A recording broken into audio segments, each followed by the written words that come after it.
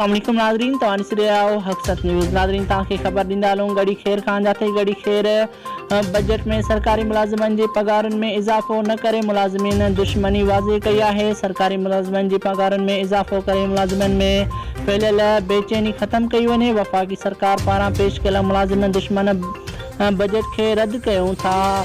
आपका सदर सैराब खान बुरडो। ख़बर मूजिब ऑल पाकिस्तान क्लर्क एसोसिएशन जे सदर मीर सैराब खान बुरडो, आपका एजुकेशन यूनिट जे अॻवान आशिक भुट्टो, आपका गड़ी खेरो अॻवान जावेद लांगा, आपका ठुल अॻवान फ़कीर मोहम्मद सलीम दायो ऐं ॿियनि आपका अॻवाननि पंहिंजे जारी कयल प्रेस बयान में वफ़ाक़ी सरकार पारां मुलाज़िमनि दुश्मन ऐं बजट खे रद्द कंदे चयो आहे त मुल्क जी महांगाई खे नज़र में रखंदे सरकारी मुलाज़िमनि जी पगारनि में इज़ाफ़ो न करणु सरासर नाइंसाफ़ी आहे। वफ़ाक़ी सरकार पारां पेश कयल मुलाज़िम दुश्मन बजट खे रद्द कंदे मुज़म्मत कयूं था। बजट में सरकार मुलाज़िमनि जी पगार में इज़ाफ़ो न करणु मुलाज़िम दुश्मनी वाज़े कई आहे।